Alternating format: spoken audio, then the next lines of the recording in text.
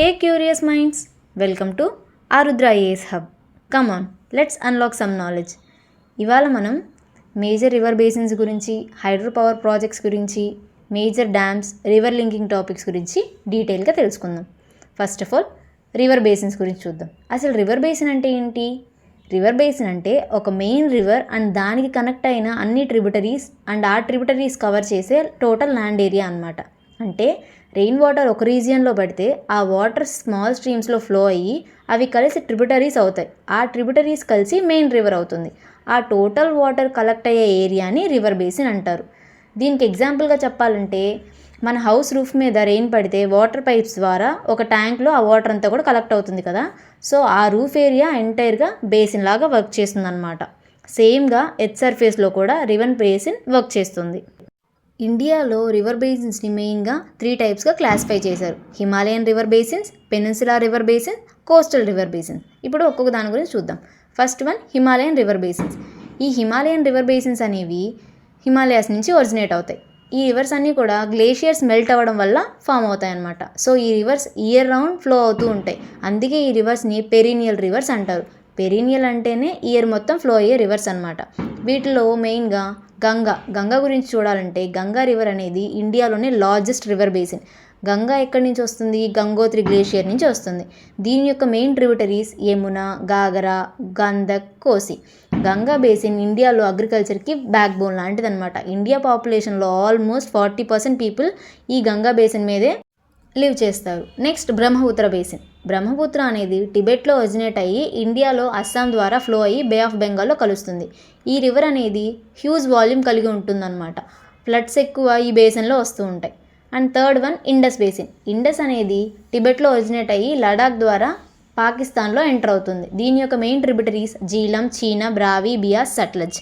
ఈ Himalayan reverse యొక్క importance చూసుకుంటే ఇవి ఇరిగేషన్ని, డ్రింకింగ్ వాటర్ని, హైడ్రో ఎలక్ట్రిక్ పవర్ని, అగ్రికల్చర్ని సపోర్ట్ చేస్తాయి. నెక్స్ట్ పెనిన్సులార్ రివర్స్ అనమాట.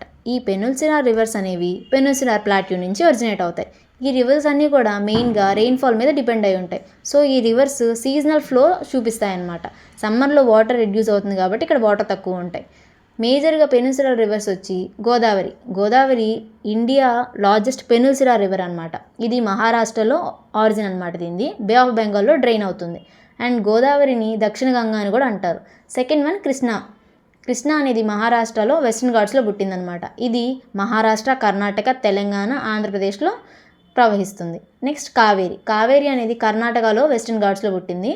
ఇది సౌత్ ఇండియాలో చాలా ఇంపార్టెంట్ రివర్ అనమాట కావేరి అనేది. నెక్స్ట్ నర్మదా అనేది వెస్ట్ డైరెక్షన్లో ఫ్లో అయ్యి అరేబియన్ సీలో కలుస్తుంది అనమాట. ఈ పెనిన్సులార్ రివర్ యొక్క ఇంపార్టెన్స్ ఇవి కూడా అంతే. అగ్రికల్చర్, ఇరిగేషన్, డ్రింకింగ్ వాటర్ని ప్రొవైడ్ చేస్తాయి. Third one coastal reverse. ఈ కోస్టల్ రివర్స్ అంటే సముద్రానికి చాలా దగ్గరగా ఒరిజినేట్ అయ్యే లేదా తక్కువ దూరం మాత్రమే ప్రయాణించి సముద్రంలో కలిసే నదులు అనమాట. ఇవి జనరల్గా చిన్న లెంత్లో కలిగి ఉంటాయి. మెయిన్లీ వెస్ట్రన్ ఘాట్స్ లేదా ఈస్టర్న్ ఘాట్స్ దగ్గర పుట్టి అరేబియన్ సీ లేదా బే ఆఫ్ బెంగాల్లో కలుస్తాయన్నమాట. వెస్ట్రన్ ఘాట్స్లో ఎగ్జాంపుల్గా శరావతి, పెరియార్, మాండవి చెప్తారు. అదే ఈస్టర్న్ కాస్ట్లో సుబర్ణరేఖ, వంశధార అని చెప్తారు. కోస్టల్ రివర్స్ అనేవి మోస్ట్లీ రెయిన్ఫాల్ డిపెండెంట్ అనమాట. అంటే మాన్సూన్ మీద ఎక్కువగా డిపెండ్ అవుతాయి. సమ్మర్లో వాటర్ లెవెల్ అనేది చాలా తగ్గుతుంది వీటికి. వెస్టర్న్ కోస్టల్ రివర్స్ అనేవి షార్ట్ అండ్ ఫాస్ట్ ఫ్లోయింగ్ అనమాట. ఎందుకంటే వెస్టర్న్ ఘాట్స్ దగ్గర నుంచే అరేబియన్ సీ దగ్గరగా ఉంటుంది కాబట్టి. ఈస్టర్న్ కోస్టల్ రివర్స్ అనేవి కొంచెం లాంగర్ ఉంటాయి compared to western coastal reverse. దాంట్లో ఇప్పుడు ఒక్కో దాని గురించి చూద్దాం. First one Periyar. ఈ పెరియార్ రివర్ అనేది కేరళ స్టేట్లో లాంగెస్ట్ రివర్ అనమాట. ఇది వెస్టర్న్ ఘాట్స్లో ఒరిజినేట్ అయింది. ఇది అరేబియన్ సీలో కలుస్తుంది అనమాట. పెరియార్ రివర్ అనేది కేరళకి లైఫ్ లైన్ లాంటిది. ఇడుక్కి డ్యామ్ అనేది ఈ రివర్ మీదే ఉంది. ఇది కేరళలో బిగ్గెస్ట్ హైడ్రో ఎలక్ట్రిక్ ప్రాజెక్ట్ అనమాట. Periyar irrigation, drinking water, electric జనరేషన్కి చాలా ఇంపార్టెంట్ అనమాట. కోచి సిటీ వాటర్ సప్లైకి కూడా పెరియార్ మీదే ఎక్కువ డిపెండ్ అవుతుంది. నెక్స్ట్ మహానది అనేది ఛత్తీస్గఢ్లో ఒరిజినేట్ అయ్యి ఒడిశా ద్వారా బే ఆఫ్ బెంగాల్లో కలుస్తుంది. దీన్ని 850 కిలోమీటర్స్గా లెంత్ చెప్తారు. ఈ రివర్ అనేది లార్జెస్ట్ డెల్టాని ఫామ్ చేస్తుంది ఒడిశాలో. హిరాకుడ్ డ్యామ్ అనేది ఈ రివర్ మీదే ఉంది. ఇది ఇండియాలోనే లాంగెస్ట్ ఎర్తన్ డ్యామ్ అనమాట. మహానది ఇరిగేషన్ అనేది ఫ్లడ్ కంట్రోల్, అగ్రికల్చర్కి చాలా ఇంపార్టెంట్. అండ్ ఈ కోస్టల్ రివర్స్ ఇంపార్టెన్స్ చూసుకుంటే ఇరిగేషన్కి, డ్రింకింగ్ వాటర్కి, hydroelectric power, fisheries, tourism, delta ఫార్మేషన్కి ఇవి చాలా ఇంపార్టెంట్ అనమాట. ఇప్పుడు డ్యామ్స్ అంటే ఏంటో చూద్దాం. డ్యామ్ అనేది ఒక కాంక్రీట్ లేదా ఎర్తన్ వాల్. ఇది రివర్ మీద నిర్మిస్తారనమాట. ఈ వాల్ వల్ల రివర్ వాటర్ ఆగి ఒక పెద్ద రిజర్వాయర్ తయారవుతుంది. అంటే మనం బకెట్లో నీళ్లు నిల్వ చేసుకున్నట్టే అవసరమైనప్పుడు వాడతాం కదా, అలాగే డ్యామ్లో నీటిని నిల్వ చేసి అవసరానికి వాడుకునేలా చేస్తుందన్నమాట. డ్యామ్ యొక్క మెయిన్ పర్పస్ వాటర్ని కంట్రోల్ చేయడం. ఫ్లడ్ టైంలో ఎక్సెస్ వాటర్ని కంట్రోల్ చేస్తుంది. సమ్మర్లో స్టోర్డ్ వాటర్ రిలీజ్ని చేసి అగ్రికల్చర్ డ్రింకింగ్ పర్పస్కి యూస్ చేస్తారు. ఈ డ్యామ్స్ వల్ల చాలానే యూజెస్ ఉన్నాయి. ఫస్ట్ ఆఫ్ ఆల్ ఇరిగేషన్కి, ఫార్మర్స్కి క్రాప్స్ కోసం వాటర్ సప్లై చేస్తుంది. ఇండియాలో అగ్రికల్చర్ మోస్ట్లీ డ్యామ్స్ మీదే డిపెండ్ అయి ఉంటుంది. Second one hydroelectric power generation. Stored వాటర్ని టర్బైన్స్ మీద రిలీజ్ చేసి ఎలక్ట్రిసిటీని ప్రొడ్యూస్ చేస్తారు. Third one drinking water supply. Cities, టౌన్స్కి డ్రింకింగ్ వాటర్ సప్లై చేస్తుంది. Fourth one flood control. Heavy rain సమయంలో సడన్ ఫ్లడ్స్ని కంట్రోల్ చేస్తుంది. Fifth one fisheries and tourism. రిజర్వాయర్లో ఫిషింగ్, బోటింగ్, టూరిజం యాక్టివిటీస్ని డెవలప్ అయ్యేలా చేస్తుంది. సో డ్యామ్స్ అనేది కంట్రీ డెవలప్మెంట్కి చాలా ఇంపార్టెంట్ అనమాట. సో ఇప్పుడు ఇండియాలో మేజర్ డ్యామ్స్ చూద్దాం. First one Bhakra Nangal dam, Sutlej river మీద దీన్ని కట్టారు. సెకండ్ హిరాకుడ్ డ్యామ్, ఇది మహానది రివర్ మీద ఉంది. థర్డ్ వన్ టెహ్రీ డ్యామ్, ఇది భగీరథి రివర్ మీద. Next fourth one Sardar Sarovar dam, ఇది నర్మదా రివర్ మీద. Fifth one Nagarjuna Sagar dam, ఇది కృష్ణా రివర్ మీద. అదే నార్త్ ఇండియాలో మేజర్ డ్యామ్స్ చూసుకుంటే first one Bhakra Nangal dam, ఇది సట్లజ్ రివర్ మీద. సెకండ్ వన్ టెహ్రీ డ్యామ్, ఇది భాగీరథి రివర్ మీద. Third one Ranjit Sagar dam, ఇది రావి రివర్ మీద. ఫోర్త్ వన్ పాంగ్ డ్యామ్, ఇది బియాస్ రివర్ మీద. ఫిఫ్త్ వన్ సలాల్ డ్యామ్, ఇది చీనబ్ రివర్ మీద. సిక్స్త్ వన్ రామ్గంగా డ్యామ్, ఇది రామ్గంగా రివర్ మీద కన్స్ట్రక్ట్ చేశారు. సౌత్ ఇండియాలో మేజర్ డ్యామ్స్ చూసుకుంటే Nagarjuna Sagar dam, Srisailam dam, Krishnarajasagara dam, Mettur dam, Idukki dam.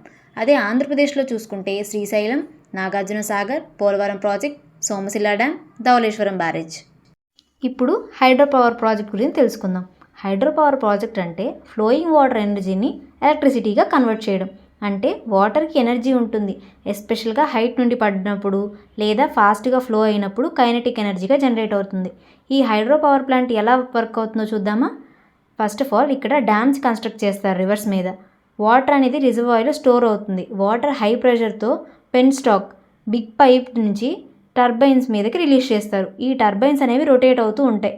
Generator ఎలక్ట్రిసిటీని ప్రొడ్యూస్ చేస్తుంది. ఎలక్ట్రిసిటీ ట్రాన్స్మిషన్ లైన్స్ ద్వారా సిటీస్కి ఎలక్ట్రిసిటీని పంపుతారు.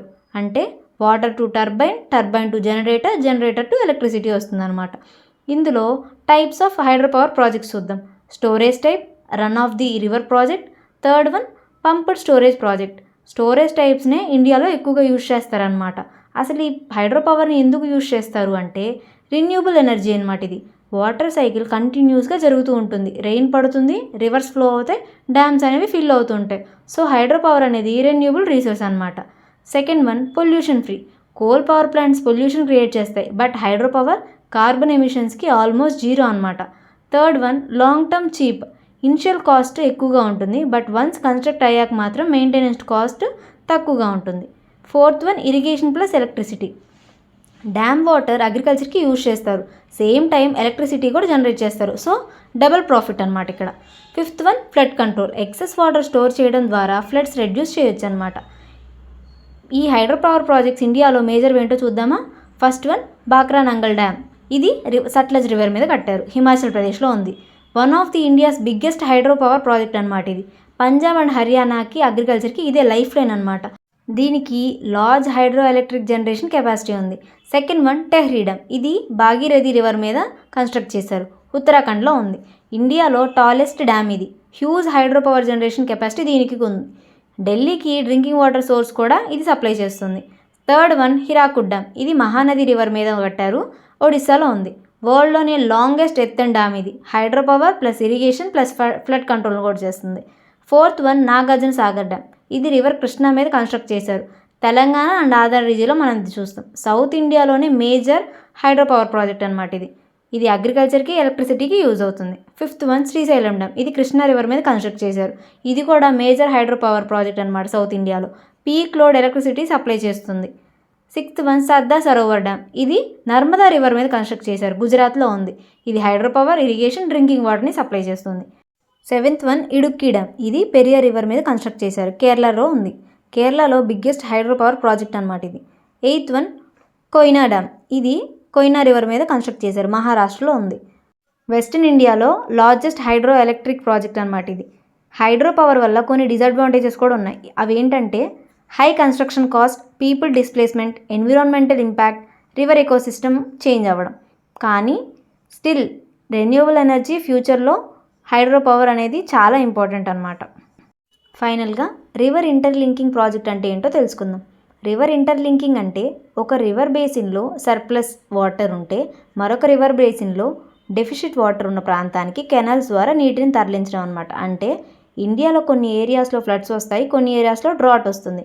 సో ఫ్లడ్ ఏరియాలో ఉన్న ఎక్స్ట్రా వాటర్ని డ్రాట్ ఏరియాకి పంపించడం అనమాట. ఇదే రివర్ ఇంటర్లింకింగ్ కాన్సెప్ట్. ఇండియాలో ఇది ఎందుకు అవసరం అంటే ఇండియా జియోగ్రఫీ అన్ఈవెన్ రెయిన్ఫాల్ ప్యాటర్న్ని కలిగి ఉంటుంది.